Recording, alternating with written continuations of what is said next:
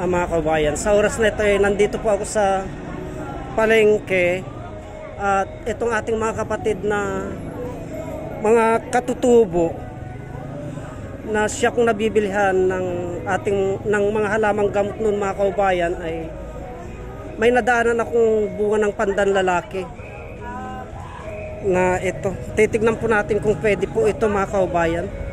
Isang ganito lalaki. Yan ang isang tumbang ito. Isang ganito.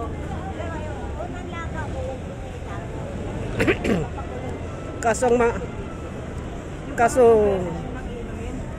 Kaso itong bunga na ito mga kabayan ay wild ito, hindi po ito yung dating pinapalabas natin sa ating mga videos. Kaya tignan po natin. Ang dami po nilang tindang mga sigarilyas mga kabayan. Ayan po. Panahon kasi ng sigarilyas ngayon mga kabayan. Kaya itong ating mga kapatid na katutubo ay puro mga produkto na galing po ng bundok itong kanilang mga paninda. Silipin po natin.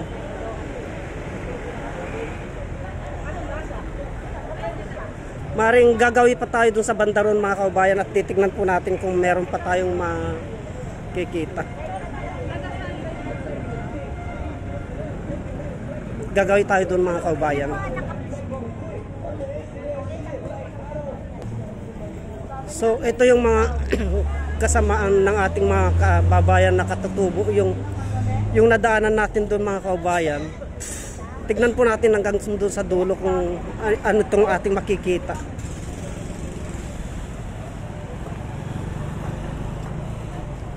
Puro produkto po ng mga katutubo ito mga kababayan, nang galing po sa kabundukan. Maring babalikan po natin yung nandoon na bunga ng pandan lalaki. Titignan po natin kung pwede po yun kasi wild po yun mga kababayan. Silipin po natin dito. So bali yun lamang po ang nagtitinda mga kababayan, yung nadaanan natin na yun. Kaya babalikan po natin yun.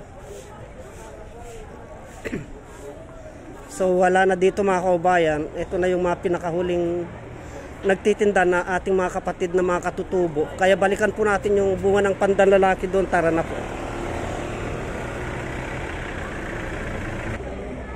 Tignan po natin. Itong area na ito mga kababayan, itong gilid na ito ay lugar po ng ating mga kapatid na katutubo. Kaya balikan po natin yun mga kababayan at tignan po natin. Ito mga kababayan, ang lalaking ubi nito. Kaya yung ating mga kababayan na taga rito sa lungsod ng Olongapo at mahilig pong gumawa ng kakanin, ang lalaking ubi po dito mga kababayan, dito lamang po sa gilid ng mansion big shop po ito mga kababayan. Ang lalaking ubi, pagmasdan po ninyo mga kababayan.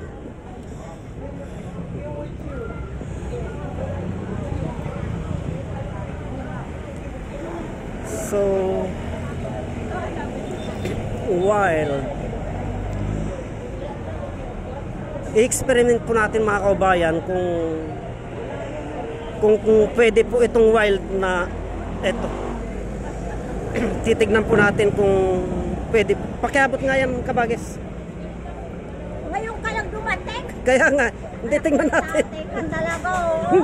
Etong ating kababayan na siyang tagadala sa akin ng bunga ng pandan lalaki noon.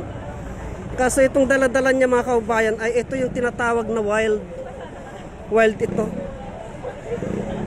Kaya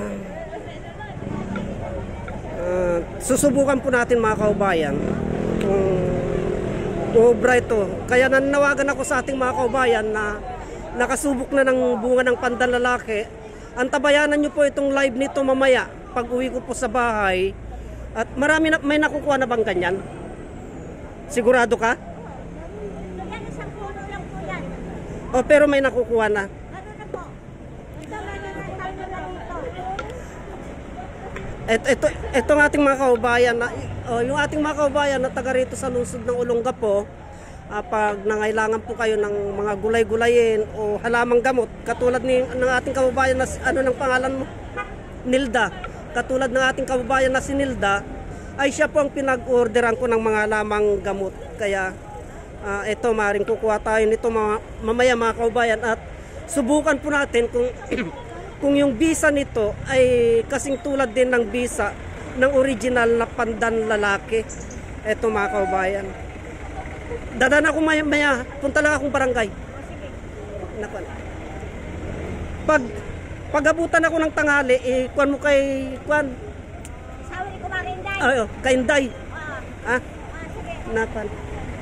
Duma na. Tatagalan ka ba doon? Ha? Tatagalan ka? May gagawin lang ako sa barangay. Nakuan. Dumaan na ba? Nanikit na ba? Sinda, hindi pa. Sige. Basta dadaan ako doon mamaya. Kaya sige, kaya pagpatuloy po natin ang paglalakad mga kaubayan. So pansamantala kung puputulin ng videos na ito mga kaubayan, maring hanggang dito na lamang po at marami pong salamat.